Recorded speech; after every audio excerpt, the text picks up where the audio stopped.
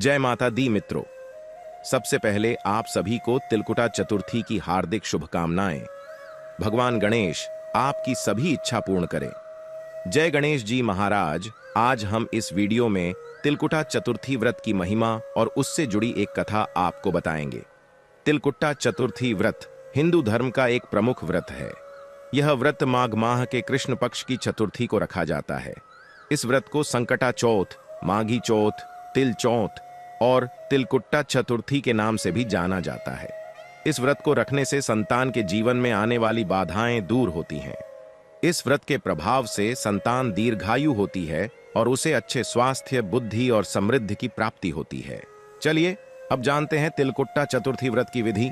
तिलकुट्टा चतुर्थी व्रत का व्रत सूर्योदय से लेकर चंद्रोदय तक रखा जाता है। व्रत के दिन सुबह उठकर स्नान कर भगवान गणेश की पूजा करें और तिलकुटा चतुर्थी व्रत की कथा का श्रवण करें। पूजा में तिल, गुड़, मोदक, दूध, दही, फल आदि का भोग लगाएं। चंद्रोदय के बाद चंद्रमा को अर्घ्य दें और इसके बाद ही व्रत खोलें। इस दिन आपको तिल के लड्डू, तिल के हलवे आदि का सेवन करना चाहिए। इस दिन तिल का दान भी करना शुभ माना जाता है।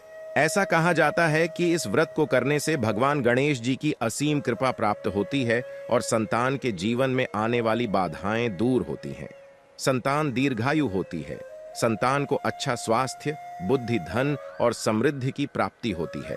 परिवार का कल्याण होता है। चलिए सुनते हैं इस व्रत की महिमा से जुड़ी एक कहानी।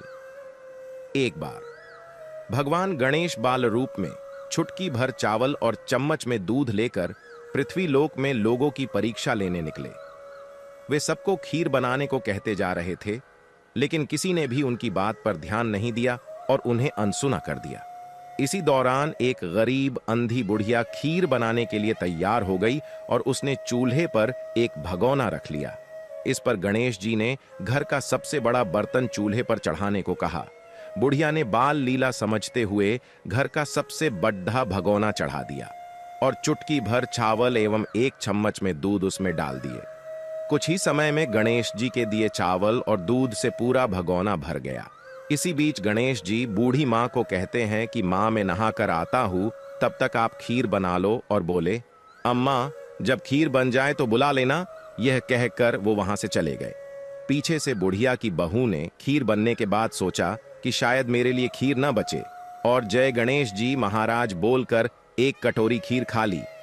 अब जब खीर तैयार हो गई तो बुढ़िया माई ने आवाज लगाई, आजा रे गणेशया खीर खा ले, आजा रे गणेशया खीर खा ले। तभी गणेश जी वहां पहुंच गए और बोले कि मैंने तो खीर पहले ही खा ली। तब बुढ़िया ने पूछा कि कब खाई, तो वे बोले कि जब तेरी बहू ने खाई तभी मेरा पेट भर गया। बुढ़िया ने इस पर माफी मांगी। इसके बाद जब बुढ़िया ने बाकी बची खीर के उपयोग के बारे में पूछा तो गणेश जी ने उसे नगर में बांटने को कहा और जो बचे उसे अपने घर में जमीन के नीचे दबा दें। अगले दिन जब बुढ़िया उठी तो उसे अपनी झोपड़ी महल में बदली हुई और बर्तन सोने जवाहरातों से भरे मिले। गणेश जी की कृपा जानकर बुढ़िया काफी प्रसन्न हो गई। तब गणेश जी आकर बूढ़ी अम्मा से कहते हैं कि मैं तुम्हारी निस्वार्थ सेवा से बहुत खुश हुआ, मांगो मां कोई एक वरदान मांगो। इस पर बुढ़िया बोली, यदि आप प्रसन्न हैं तो मुझे ये वर दे कि मैं अपनी आंखों से अपने नाती पोतों को चांदी की कटोरी में खाते हुए देखूं। ये सुनकर तब गणेश जी बोले, बुढ़िया मां, तुमने तो हमें ठग लिया, फिर भी जो तूने मांगा है वचन के अनुसार सब तुझे मिलेगा। और यह कहकर गणेश जी अंतर्धान हो गए। उधर बुढ़िया मां ने जो कुछ मांगा वह सब कुछ मिल गया। हे गणेश जी महाराज, जैसे तुमने उस बुढ़िया मां को सब कुछ दिया वैसे ही सबको देना। हम आशा करते हैं और गणपति महाराज से प्रार्थना करते हैं कि आपकी सभी मनोकामनाएं पूर्ण हो। जय श्री गणेश।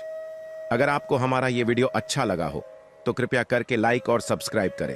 अपने परिवार और दोस्तों के साथ गणेश जी की ये व्रत की महिमा का वीडियो शेयर करें।